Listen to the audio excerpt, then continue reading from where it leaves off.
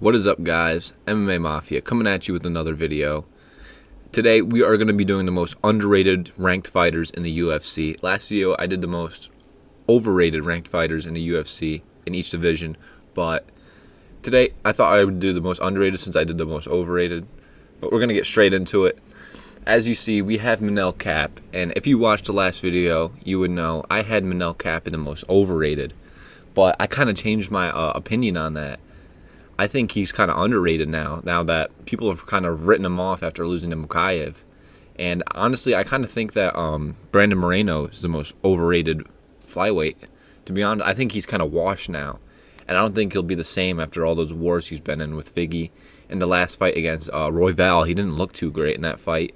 But I think Manel Kape is kind of underrated now. I think people don't really talk about him anymore. He's not getting any. No one's really talking about Manel Kape anymore after that fight against Mukayev. And in the last video, I was talking about how I think a lot of his performances are being hindered by his inactivity.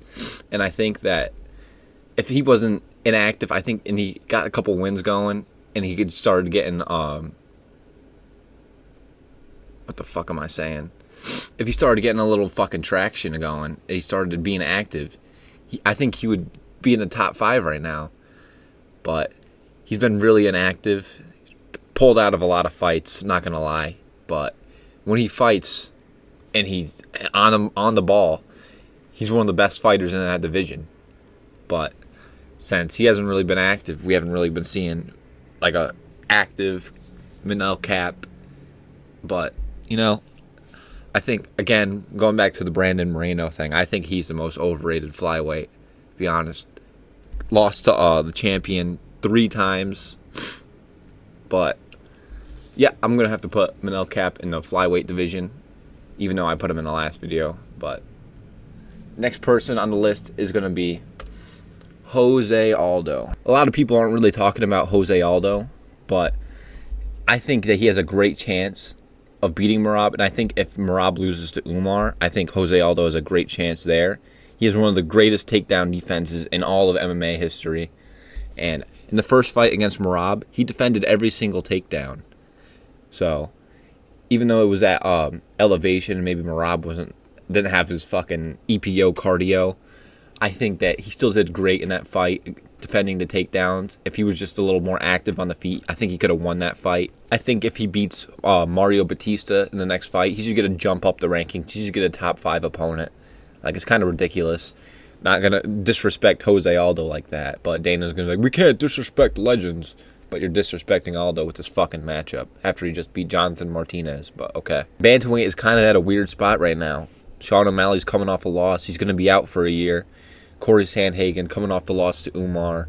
You know, we don't really have a lot of guys coming like at the top right now that are winning other than Umar. I think I think it leaves room for someone like Jose Aldo to win 2 fights and get in there to a title shot. You know, I think he's ranked number 10 right now. So it's really not going to take too much to get to the title. I think a lot of us Jose Aldo fans would like to see him redeem that loss to Merab, because that fucking the post-fight antics that Merab was pulling, exposing Jose Aldo for retiring after, and Jose didn't even get to retire himself. So we'd all like to see Jose Aldo whoop his ass. I think Jose Aldo has a great chance against Umar again. Great takedown defense. He's looking good at bantamweight. So I'd like to see him win a couple fights and then fight for a title. I think if he wins 135, that's big for his legacy. If he wins the title, that'd be great. One of my favorite fighters of all time. Hopefully that happens. It'd be great to see. Great ending to a great career, but Jose Aldo is going to be the most underrated fighter at the 135 division. Coming in next for the featherweight division, I have Yair Rodriguez. Now, a lot of people are like, why would you put him? He's kind of overrated. After that fight, he got kind of overrated.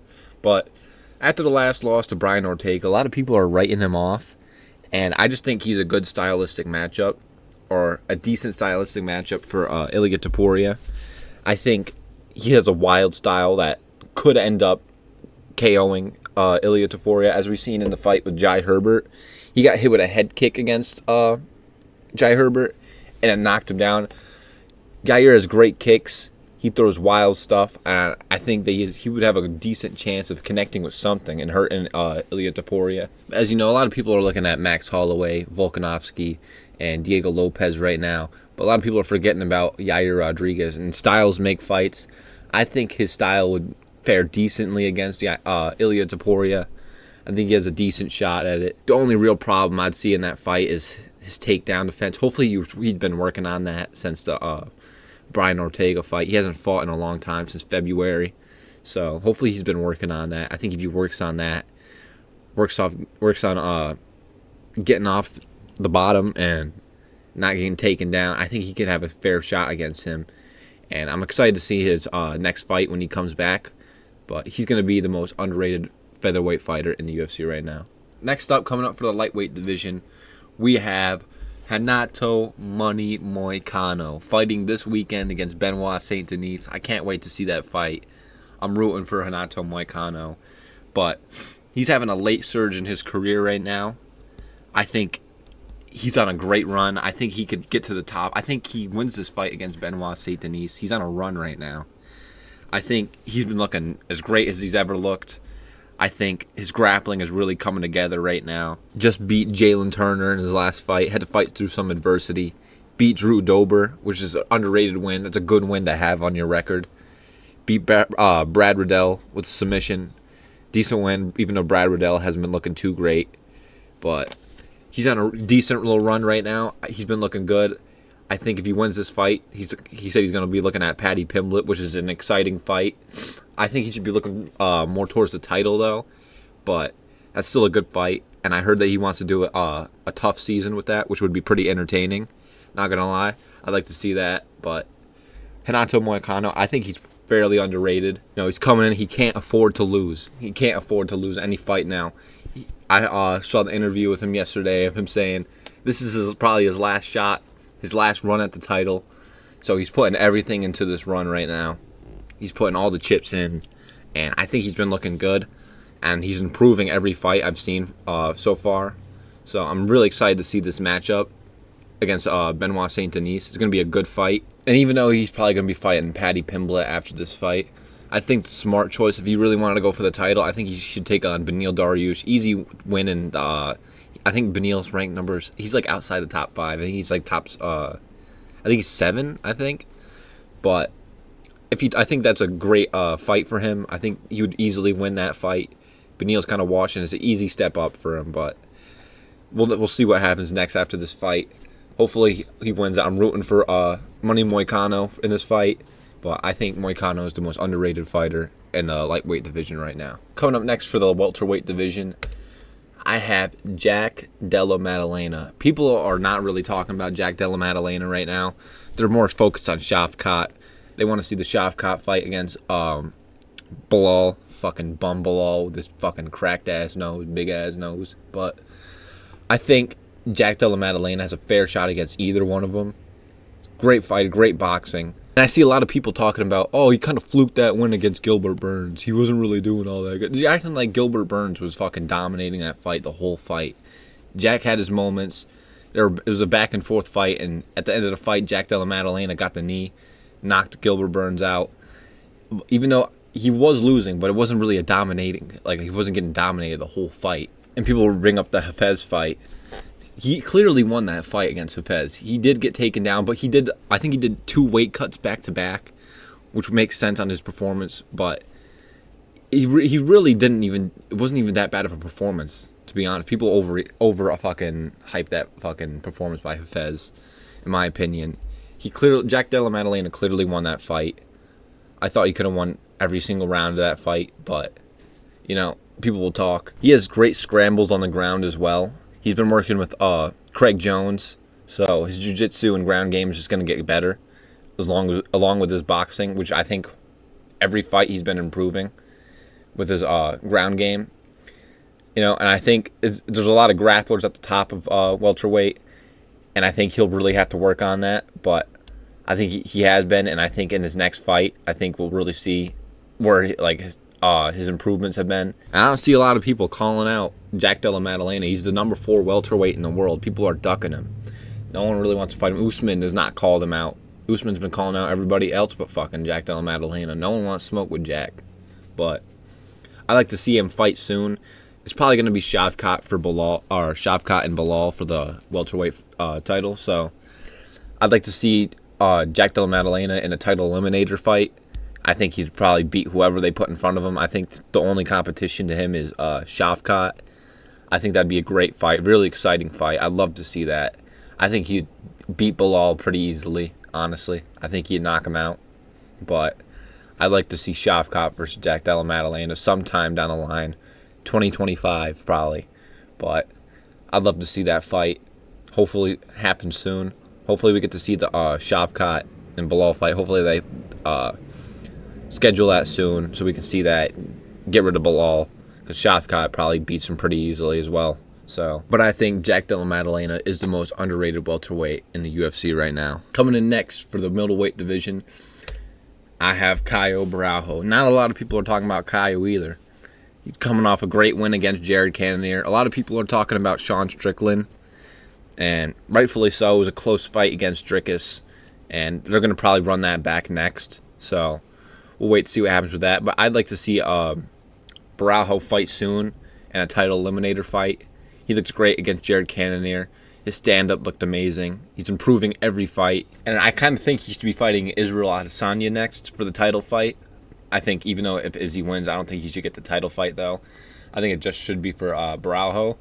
But I think that'd be a great fight. I think he has a great chance of beating Adesanya. He's been looking great. His grappling is great. His jiu-jitsu is amazing.